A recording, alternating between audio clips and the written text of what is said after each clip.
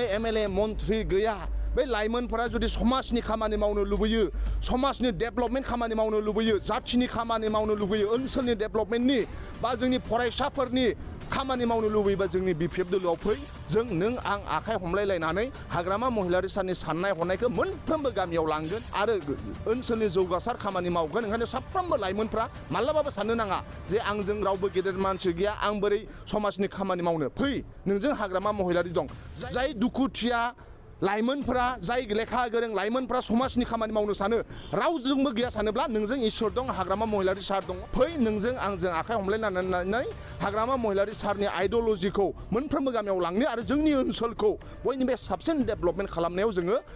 आखाइजों आखाइ हमलायलायनानै जों खामानि मावगोन दा मानाव गेदेर आदा प्रमद बर'आ इलेक्सननि सिगां बुंदोंमोन जे बिथाङा जार्नालिस्ट वेलफेयार फान्ड 10 कोटि रां होनायनि खोथा दंमोन मानो होआखै नङा होमबा साफ्रोमबो फरायसाफोरनो ग्रेजुएशन आरो मास्टार डिग्री खालामबाय थानायफोरनो मा होनदोंमोन बियो 2500 रां होगोन सासेबो फरायसाया मोनासै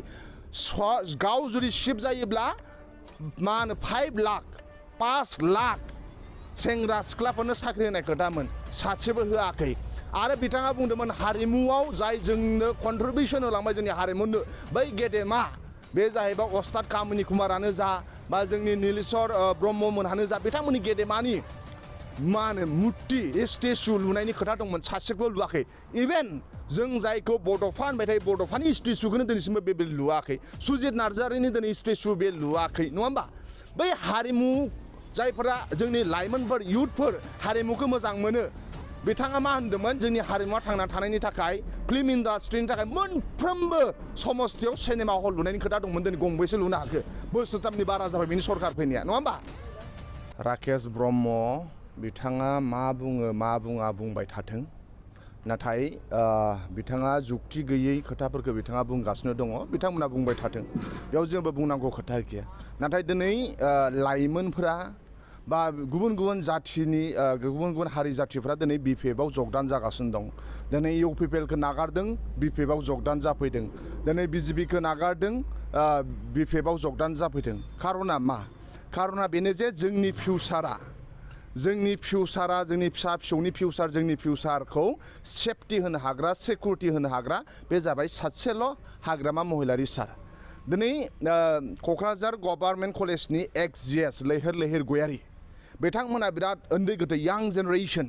फिउचाराव बिराद खामानि मावनो लुबैयो समाजनि बिराद खामानि मावनो लुबैयो बिथांमोना गुबुन आलादा जेबो सानाखै BPF दोलोआव हाबफैदों बरमा कलेजनि एक्स-GS सोरांसार बर' बिथांमोननि लाइमोन बैसो बिथांमोनहा हारिनि खामानि मावनो लुबैयो ओनसोलखौ डेभेलपमेन्ट खामानि मावनो लुबैयो समाजखौ सिबिनो लुबैयो बिथांमोनहा दिनै गुबुनाव थाङाखै BPF दोलोआव हाबफैदों दिनै BJPनि दैदेनगिरि UPPनि दैदेनगिरिफ्रा हाबफैदों खारना मानो होनोब्ला दिनै सारायफाले BTCआव हाग्रामा महिलारि सारखौ फैफिननायखौ लुबैयो आरो हाग्रामा महिलारि सारा सासेल' बेबादि गुबुननि दुखुखौ बुजियो दिनै प्रमद बर'नि टीमनि मावथिफ्रा सोद्रोमाफ्रा प्रमद बर'नि लेफ्ट राइट हेन्डफ्रा दिनै गारि प्रमद बर'खौ गारि मानाव गेदेर हाग्रामा महिलारिजों फैदों मानोना प्रमद बर'आ मालायनि दुखुखौ बुजिया मालायनि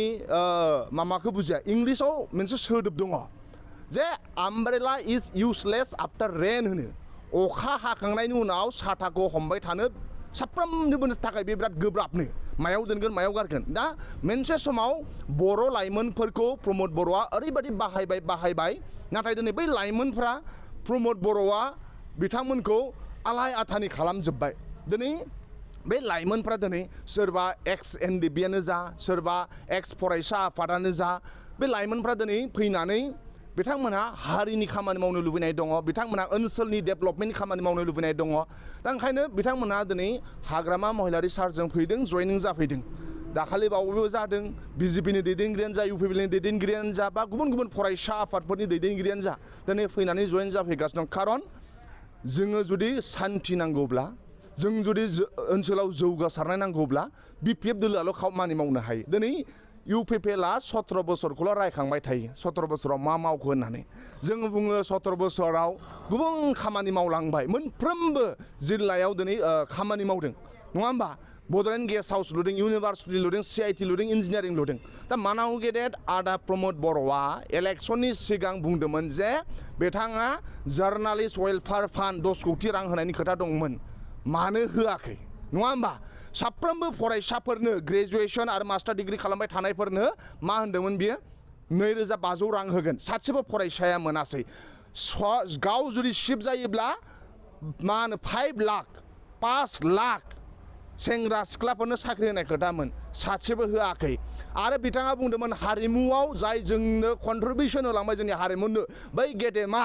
बे जाहैबाय अस्ताद कामिनी कुमारानो जा बा जोंनि नीलेश्वर ब्रह्ममोनहानो जा बिथांमोननि गेदेमानि मा होनो मुर्ति स्टेचु लुनायनि खोथा दंमोन सासेबो लुआखै इभेन जों जायखौ बड'फा होनबाय थायो बड'फानि स्टेचुखौनो दिनैसिमबो बे लुआखै सुजित नार्जारिनि दिनै स्टेचु बे लुआखै नङा होमबा बै हारिमु जायफोरा जोंनि लाइमोनफोर युथफोर हारिमुखौ मोजां मोनो बिथाङा मा होनदोंमोन जोंनि हारिमुआ थांना थानायनि थाखाय फिल्म इन्डास्ट्रिनि थाखाय मोनफ्रोमबो समस्थियाव सिनेमा हल लुनायनि खोथा दंमोन दिनै गंबेसे लुनो हाखो बोसोरथामनि बारा जाबाय बिनि सरकार फैनाया नङा होमबा सुजित नार्जारिनि नामाव अडिट'रियाम मोनफ्रोमबो समस्थियाव लुनाय खोथा दंमोन दिनै मोनसेबो लुआसै माने मा प्रमद बर'आ फोसावनायाव बिराद मोजां मोनसेबो बे मावफुङा ओंखायनो बे मावफुंनि मानसिजों सोर थानो ओंखायनो दिनै लाइमोनफ्रा हाग्रामा महिलारि सारखौ फोथायो आरो आं नोंथांमोननि चेनेलनि गेजेरजों खावलायनो लुगैयो जाय लाइमोनफोरा सोरहाबा जुदि बंस'आवनो MLA मन्त्रि गैया बे लाइमोनफोरा जुदि समाजनि खामानि मावनो लुबैयो समाजनि डेभेलपमेन्ट खामानि मावनो लुबैयो जाथिनि खामानि मावनो लुबैयो ओनसोलनि डेभेलपमेन्टनि बा जोंनि फरायसाफोरनि खामानि मावनो लुबैयोबा जोंनि BPF दोलोआव फै जों नों आं आखाइ हमलायलायनानै हाग्रामा महिलारि साननि साननाय हनायखौ मोनफ्रोमबो गामियाव लांगोन आरो ओनसोलनि जौगासार खामानि मावगोन ओंखायनो साफ्रोमबो लाइमोनफ्रा माब्लाबाबो साननो नाङा जे आंजों रावबो गेदेर मानसि गैया आं बोरै समाजनि खामानि मावनो फै नोंजों हाग्रामा महिलारि दं जाय दुखुथिया लाइमोनफोरा जाय लेखा गोरों लाइमोनफोरा समाजनि खामानि मावनो सानो रावजोंबो गैया सानोब्ला नोंजों इसोर दं हाग्रामा महिलारि सार दङ फै नोंजों आंजों आखाइ हमलायनानै हाग्रामा महिलारि सारनि आइडिय'लजिखौ मोनफ्रोमबो गामियाव लांनो आरो जोंनि ओनसोलखौ बयनिबो साबसिन डेभेलपमेन्ट खालामनायाव जोङो आखाइजों आखाइ हमलायलायनानै जों खामानि मावगोन ओंखायनो बै लाइमोनफ्रा रावजोंबो नोंजों गैया सानोब्ला नोंजों इसोरा दं नोंजों हाग्रामा महिलारि सारा दं